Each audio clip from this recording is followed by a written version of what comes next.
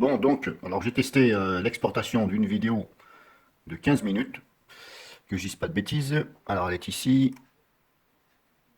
Non, pardon, ça fait pas 15 minutes. Au départ, j'avais fait 15 minutes, mais c'était... Non, c'était même pas 15 minutes, c'était un peu plus quand même. Non, c'était 30 minutes, pardon. J'avais mis deux vidéos, deux demi-tutos, l'un à la suite de l'autre, sans transition, sans rien. Et le problème, c'était super long à exporter. Version gratuite, hein. Il m'a annoncé plus d'une heure pour exporter. Et j'ai mis plus d'une demi-heure pour aller à 45%, voire 50%.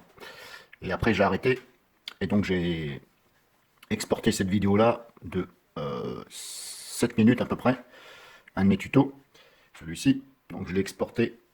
Je n'ai pas vu de bannière, comme les prétendent certaines personnes à YouTube.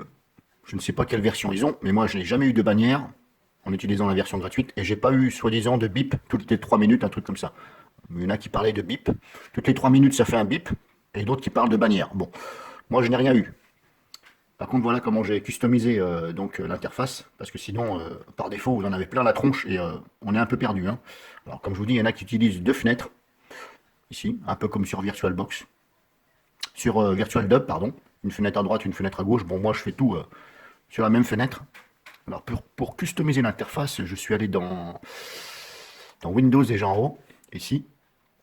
Et au niveau des workspace, là, bon, désolé pour mon accent English, là, ici, workspace, vous avez ici des choix.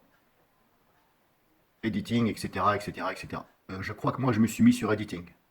Donc, vous vérifiez ici, éventuellement. Et vous pouvez aussi affiner sur chaque fenêtre. Quand je dis chaque fenêtre, c'est chaque petit carré blanc que vous avez comme ça, là. Ici et ici. Si je fais ça, vous avez ça. Donc, il suffit de lire. Là, pareil. Donc, ça, celui-ci, c'est le général que vous avez là. Et celui-ci, c'est pour l'effet. Celui-là, c'est pour contrôle. Celui-là, c'est pour média. Si je me mets sur effet, ben, je suis dans les effets. Mais je peux très bien enlever, si vous voulez, l'onglet effet. Ici, je fais ça. Je fais euh, close panel, je crois. Ou float panel. Si je la mets flottante, ça veut dire qu'elle va venir flotter ici. Et après, vous l'enlevez. Il suffit de lire. Ben, pas toujours évident, attention, hein. Ou sinon, dans le général, vous avez ça, donc, comme je vous dis. Vous pouvez donc ajouter, etc., etc. Adjust panel. Voilà. Donc ça va ajouter ici à la suite. Donc ne pas confondre cette fenêtre ici, moi j'appelle ça des fenêtres. Ici, tout ce que vous avez là, de là, tout ça. Et celle-ci, auquel vous avez encore des choses. Là, là. Et le général est ici.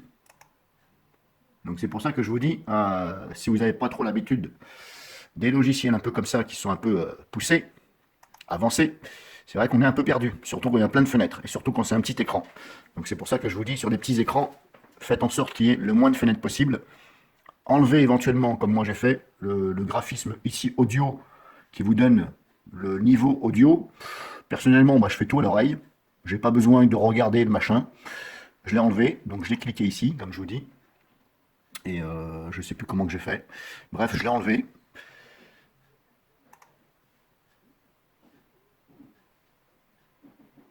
Voilà, vous avez ça aussi ici en bas.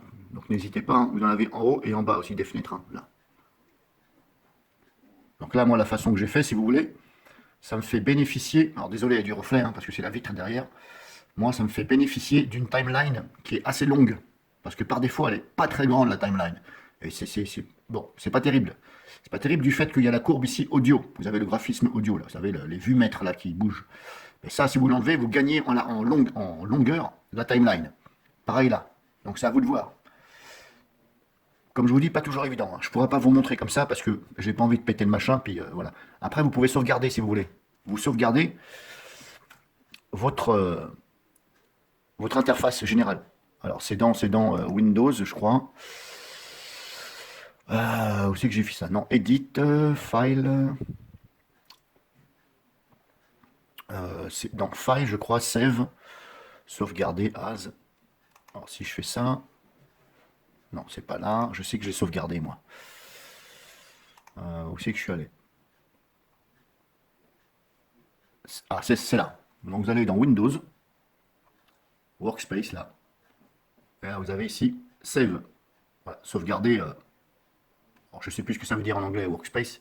Ça doit être l'interface générale, là, ce que vous voyez là à l'écran, hein. Donc vous sauvegardez donc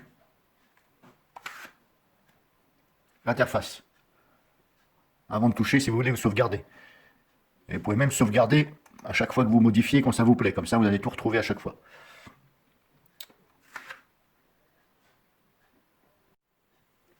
Donc je rajoute à ceci que là, je suis par le container Komodo. C'est comme si j'étais sur VirtualBox, hein. Je ne l'ai pas installé en réel sur le PC. Je passe par la Sandbox de Komodo. Et le gros souci, c'est que ils n'ont pas fait en sorte que ça installe un raccourci sur le bureau.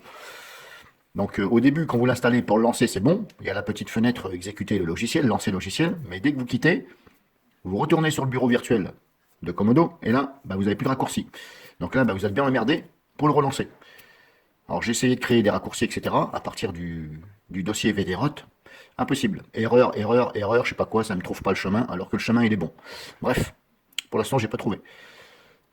Donc si ça vous arrive, il faut désinstaller le logiciel.